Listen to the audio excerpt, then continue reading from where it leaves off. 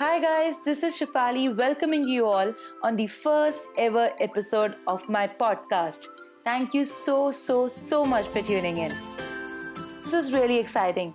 I can't believe I'm finally doing this because I aim to talk about so many topics which are close to my heart, like how to shine as your own hero, finding self love, and challenging these norms laid by Indian society, especially those for women, and a lot more stuff.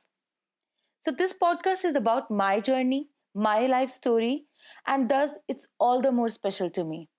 So, I would be questioning a lot of things around us, which we have been asked to just follow blindly. I would also talk about how and when my focus shifted from how others looked at me to how I look at myself. And most importantly, I would talk about the judgments and harassments faced by a widow on a regular basis. So, this podcast is for anyone who asks a lot of questions, who has a lot of unanswered questions, who is fighting the same struggles as me, who has been there at some point in their life, or knows someone who is facing such struggles, who believe that society has changed, well, because it's 21st century and we were really hoping that by this time it would change. And lastly, for all those who wish to bring a happy change in the society we live in. So, before we delve into my story, a little background about me. By now, you know who I am, and I have three degrees, a graduation in computers and two masters, one in HR and other in fashion management, along with several professional courses under my belt. I live with my parents, and we are a small family of four. I also have a 2-year-old startup of designer gift packaging. And here I am, in front of you, in front of this whole world, sharing my story in this pursuit of altering the world one step at a time. In 2012, I was 22 years old when I got married to an amazing human being. His name was Kanishk. And from here on, I would be referring to him as Mr. K. We knew everything about each other. And when I say everything, I mean everything, including our deepest secrets. It started with friendship and kindled into a love so strong that knew no bounds. Like all marriages, our marriage had its fair share of troubles too, but we always found our way through. Mr. K was one of his kind, a beautiful person inside out, and soon he became my whole world. But as they say, all good things come to an end, though I never knew mine will end so soon. In 2015, I lost him to a heart attack, and that was the end of our chapter together. And the world that I built with him came down crashing in just few seconds. How we met and how I got to marry so early, I'll talk about all that some other day. It has been 5 years this 2020, and yes, I still miss him. No human being can ever forget such loss. But now I have grown used to this pain and also to all the judgments that I'm subjected to. You know what happens? Every person's life cycle has various stages, and each stage is different. But one thing remains common in all these, that is, the necessity of another human being as we proceed in this journey of ours. In our initial years after being born, we need our parents, grandparents, uncles, aunties, basically a mini army who would make the transition from being born to first day of school as smooth as possible. Then more people get added to this form, and teachers and friends gets added to it, who makes our progression towards being a teenager smooth. We often discuss our class fights, grade cards, crushes with our friends more than with our first set of people. At least in a middle class family in India, we do. Then we meet our colleagues, life partners, kids, their kids, and this chain continues until it's time for our story to end. But throughout all these transitions, an unnecessary factor travels with us continuously, hidden secretively behind all these faces, sometimes in these faces, and ready to pound on us any or every time. This factor is what we call as societal judgments. While I agree that human being is a social animal and society is important, but I strongly feel that societal judgments are not at all important. They hinder our growth, make us weak, and take a deadly toll on us. I think it is that poison which is being stirred in our life continuously, and we are so used to it, we are not even conscious about it, let alone do anything about it. Now, I would not say that I'm completely unaffected by it. Yes, it does affect me at times, but now I have become conscious about it, and I make regular efforts to rise above it. In the initial years of losing my husband, my dressing, my crying, my laughing, my going out, my staying in, everything used to pass these prying eyes, but not now. Well, you'll ask how. So let me tell you, I have not cocooned myself, neither have I stopped doing what I please, nor have they stopped with their comments and judgments. But now I have just stopped doing what they want me to do, unless I want the same. I'm no longer their puppet, and it took me some time to be here where I am today. As I speak to you, I remember one particular anecdote. It was after several months of losing Mr. K.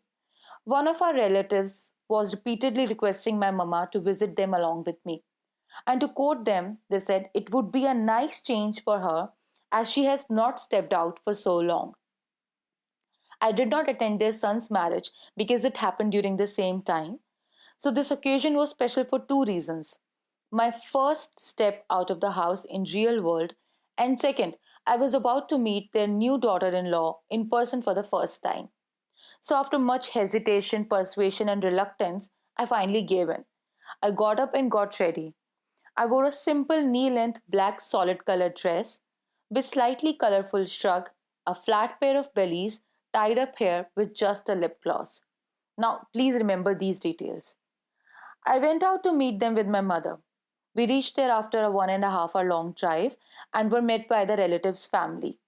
After exchanging pleasantries and after everyone got an eyeful of me, the host ladies went to kitchen to bring us a water and some snacks. I went after them to help them, and I caught them whispering while they discussed my clothing. They were gossiping and were discussing how my dressing was inappropriate since my marital status has changed from married to widow, and such clothes are highly inappropriate now. They all mutually agreed that I should dress more properly. Imagine the blow.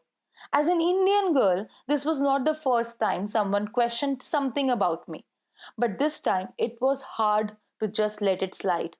What happened that day was the anguish of this screening got clubbed with the pain I was going through.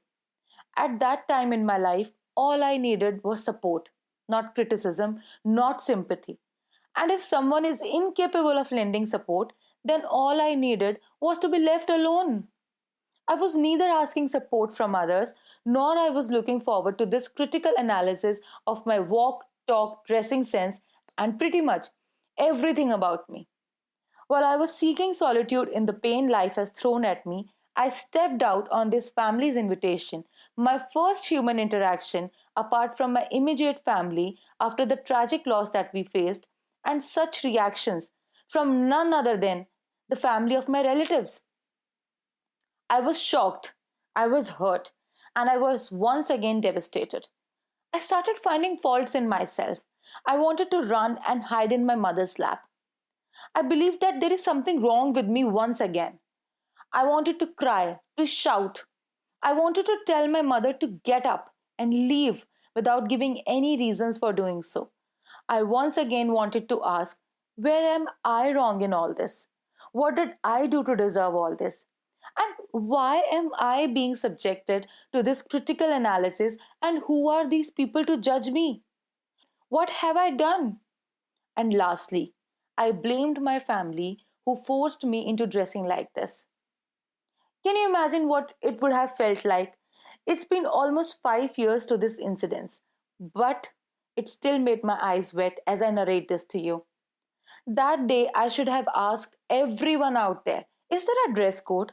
Is there a code of conduct which I should have followed and somehow missed? And if the answer to this is yes, then those who feel so may go and rub their noses in it. But that day I was the weakest I have ever been. I didn't have the courage to stick for myself, and my so called relatives took the better of me.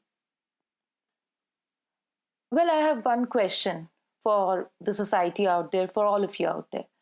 While we take this in our stride to discuss and constantly criticize how a woman dresses after she loses or divorces her partner, do we also do this with men after they lose or divorce their partners?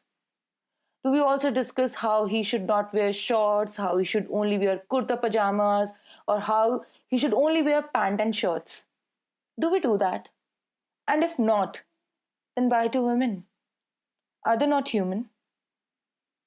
Or were they born some different way? Why? I mean, why do we treat men and women differently? While both of them are going through the same loss or through the same pain, then why this difference in attitude? Why? Words cannot fathom the power of your own family accepting you or rejecting you. Here we were called and rejected. I did not ask for any of it. And this is one of many such critical analysis I have been long subjected to. And not just me. No, no, no, no, no. Not just me. My family comes in package deal as well. We were and still are the favorite topic to discuss whenever our extended families or societal gatherings fall short of any topic. Now tell me one thing, is this brutal screening really necessary? Is the pain that one human being is suffering from not enough? Is it so hard for one human being to be there for another human being, especially when he or she is wounded? Is it necessary to make them feel some pity piece when all they want is to be left alone with their pains? And if we cannot be there to support each other, is it really necessary to criticize? Why do we have this need to judge everything about that person, even even the way that he or she grieves? Who defines all this? Why is it so hard to accept that each individual can have different coping mechanisms, individualistic methods to grieve? Please think, please think, please give this a 2 minute of your time, and you will find multiple incidents from around you where you have either wronged someone or you have been wronged by someone. I mean, tell me what change would my dressing sense bring into my life? Let's bring about this change together and make everyone feel valued, guys. As much as I hope that no one relates to this, I know there are many women across the globe, especially in India, who can relate to this incident on many levels. But it's time. It's time we break this chain and we break free. It's time we defy those who always want to trap us in their golden cages and deny us of any of our fundamental rights. It's time we follow our heart and set the course for ourselves, then whatever the consequences might be. I am privileged to have the support of my little brother and my parents who believe in me, and I want to be that support for all of you listening to this. Let's set ourselves and those who are in need free. I'm filled with so many stories and I'm escalated to share all those with you in my coming episodes. Next episode, I'll take you to a topic utterly amusing, bemusing, and one that always leave me in splits. It's about me and a hilarious point of association meant for objects but used for women since ages. So don't forget to tune in next week and listen all about it. Well, before saying goodbyes, I have one request, guys. If you liked me, like this episode, and if you're curious to know more about me and you want to witness this change coming, then do subscribe, rate, and review Ranting and Relieving. Podcasts heavily rely on word of mouth, so do share it with your friends, family, colleagues, and anybody you know. Help them discover this podcast on Apple, Spotify, and Buzzsprout. And I would love to listen to your stories. So you can always write in, share your journey, and who knows, we can take up your story to spread some light across, as there is so much to learn from each one of you out there. Lastly, keep listening to Ranting and Relieving. Please, please, please subscribe, rate, review, and most importantly, stay tuned. This is me, Shefali, signing off. Until next time.